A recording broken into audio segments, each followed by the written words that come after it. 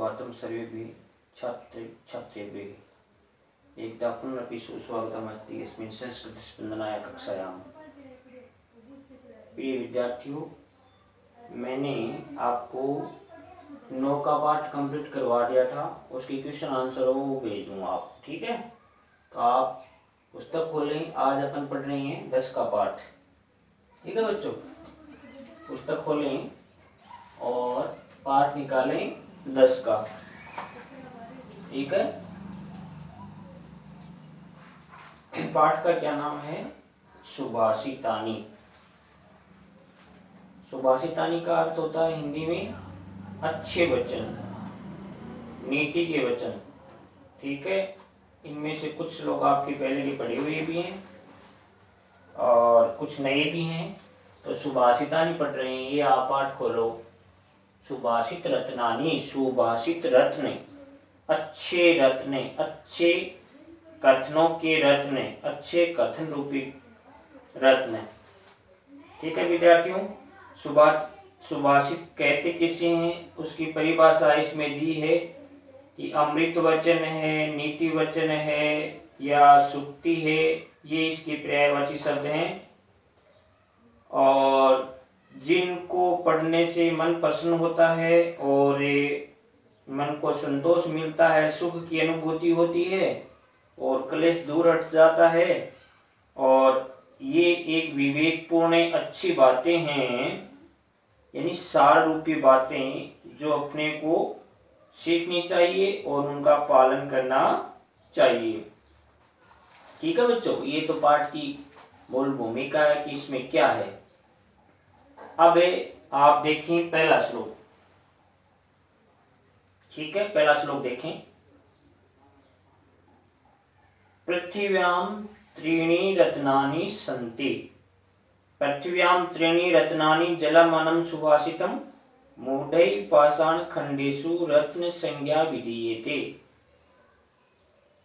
ठीक है। पृथ्व्यां त्रीणि रत्नानि, पृथ्व्याम का मतलब भूमि पर, ये मीनिंग दिया हुआ है। पृथ्व्याम यानी भूमि पर, ठीक है। रत्नानि यानी रत्न, त्रीणि यानी 3, पाषाण खंडेषु का मीनिंग है पत्थर के टुकड़ों में, ठीक है, पत्थर के टुकड़ों में, ठीक है। जलम अन्नम सुभाषितम, जलम यानी जल, अन्नम यानी अनाज और सुभाषितम यानी अच्छे वचन। मूढ़ यानी मूर्खों के द्वारा, मूर्ख लोगों के द्वारा, ठीक है। पाषाण खंडेषु का मतलब है पत्थर के टुकड़ों में, ठीक है। रथ से विधीयते माने कहा जाता है, ठीक है। ये मीनिंग हो गई। अब आप श्लोक का हिंदी में अनुवाद देखो, ठीक है बच्चों, सुन पा रहे हो। पृथ्व्याम त्रीणि रत्नानि सन्ति, पृथ्वी पर 3 रत्न हैं। पृथ्वी पर कितने रत्न हैं? 3 रत्न हैं, जल, अन्न और अच्छे वचन या नीति के वचन, ठीक है। लेकिन मूढ़ यानी मूर्खों के द्वारा, मूर्ख लोगों के द्वारा, लेकिन मूर्ख लोगों के द्वारा पत्थर के टुकड़ों को भी रत्न मान लिया जाता है।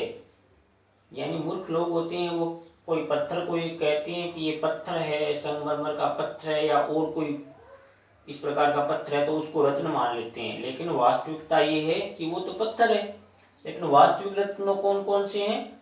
जल, अन्न और अच्छे वचन, ये 3 वास्तविक रत्न हैं, ठीक है बच्चों, समझ गए। अब अगला श्लोक देखिए, दूसरा। प्रिय वाक्य प्रदानेन सर्वे तुष्यन्ति जन्तवः तस्मात् तदेव वक्तव्यम वचने का दरिद्रता। प्रिय वाक्य प्रदानेन, प्रिय वाक्य बोलने से, मीनिंग प्रिय वाक्य प्रदानेन मधुर वाक्य बोलने से, मधुर वचन बोलने से, ठीक है। और जंतव यानी प्राणी, ठीक है।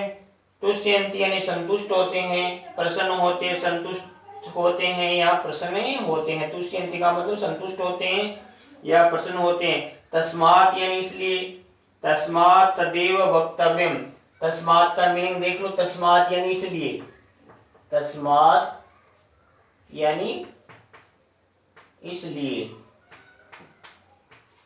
तस्मात् तदेव वक्तव्य में, वक्तव्य में बोलना चाहिए। वचने का दरिद्रता, वचने यानी वाणी में, का यानी क्या, दरिद्रता यानी गरीबी या कंजूसी।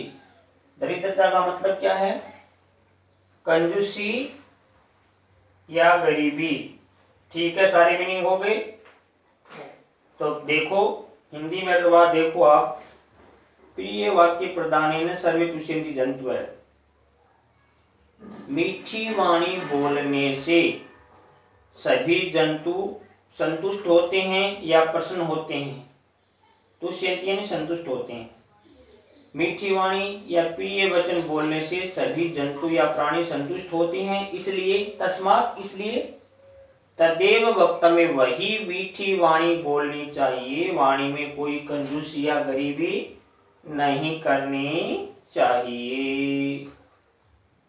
ठीक है बच्चों, ये हो गया दूसरा श्लोक। अब देखो तीसरा श्लोक।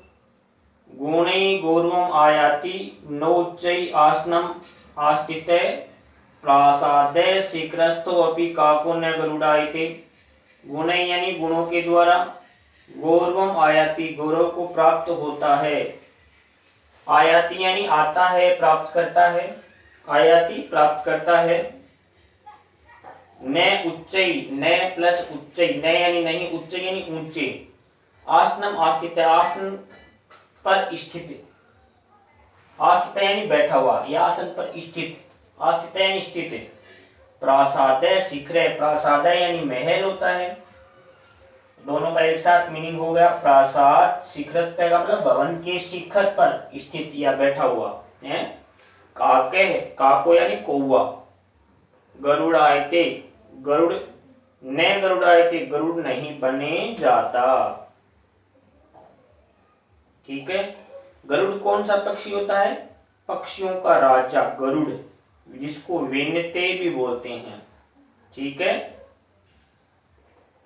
हिंदी अनुवाद देखें। गुणै गौरवम आयाति न उच्चै आसनम आस्थिते, यानी व्यक्ति है वो गुणों से गौरव को प्राप्त होता है। यानी गुणों के द्वारा व्यक्ति गर्व को या गौरव को प्राप्त करता है। ऊंचे आसन पर स्थित होने से नहीं, ऊंचे आसन पर बैठ जाने से वो गौरव को प्राप्त नहीं करता। किस प्रकार से, जिस प्रकार से एक कौवा महल के शिखर पर बैठ जाने से या चोटी पर ऊपर बैठ जाने से वह गरुड़े नहीं बन सकता, वह गरुड़े नहीं बन सकता। क्यों? क्योंकि बच्चों कौवा है वो तो कौवा ही रहेगा, भले ही आप उसको कहीं भी बैठा दीजिए, यानी ऊंचे से ऊंचे आसन पे बैठा दोगे तो वो तो कौवा ही रहेगा। और अगर वो किसी पेड़ की सबसे ऊंची टहनी पर बैठ जाए तो क्या वह गरुड़ बन जाएगा? नहीं। क्यों? क्योंकि उसमें गरुड़ बनने के गुण ही नहीं है। गरुड़ तो गरुड़ ही होता है और कौवा कौवा ही होता है। यानी व्यक्ति के गुणों के अनुसार उसको उपाधि मिलती है और उसकी पूजा होती है। ठीक है बच्चों,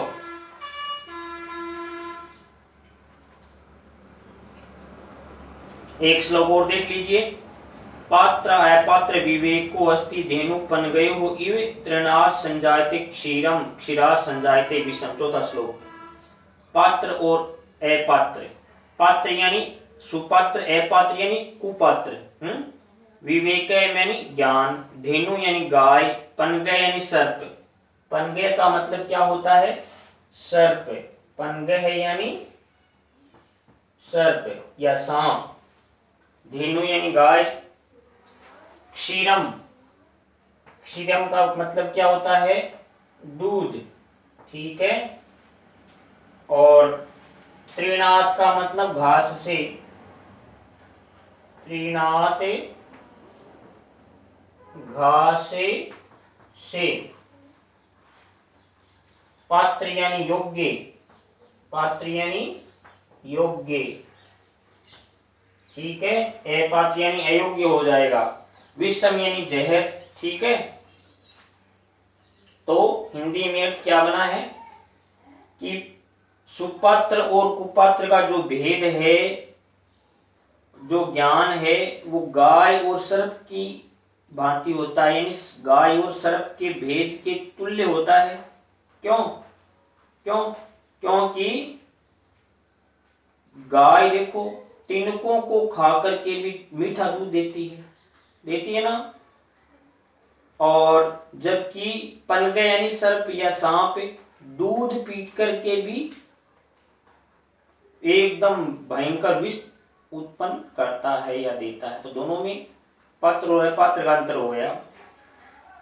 पात्र और अपात्र अर्थात कुपात्र और सुपात्र का जो विवेक है, ज्ञान है, पहचान है, वो गाय और सर्प के अंतर से हो जाती है, या उनका भेद हो जाता है, यानी उनकी तरह ही होता है। जैसे सर्प है वो तो मीठा दूध पी करके भी जहर देता है, विष तो देता है सांप, वो दूध पीता है वो तो, लेकिन जहर देता हो। लेकिन गाय तिनका या घास तृण खाती है, लेकिन फिर भी मीठा दूध देती है, क्योंकि वो सुपात्र है, और सर्प है वो कुपात्र है। ठीक है, तो समझ में आ गया। कुपात्र और सुपात्र का जो ज्ञान है, विवेक है, उनका भेद है, वो गाय और सर्प के अंतर की तरह होता है। जिस प्रकार से गाय तृण या घास खाकर के भी मीठा दूध देती है, जबकि सर्प है वो दूध पी करके, मीठा दूध पी करके भी जहरे उत्पन्न करता है। तो बच्चों, अपन ने इतने श्लोक पढ़े हैं, इनको पढ़ लेना। और 9th के जो पिछले वाला जो पार्ट है आपका 9वां, ठीक है, 10वां पार्ट है, 9वें के क्वेश्चन आंसर PDF से कर लेना, ठीक है बच्चों, मैं भेज दूंगा। और कोई दिक्कत हो तो मेरे को बोल देना कमेंट करके। वीडियो देखने के लिए आप सभी का धन्यवाद। आपका दिन मंगलमय रहे, शुभ रहे, सभी का धन्यवाद।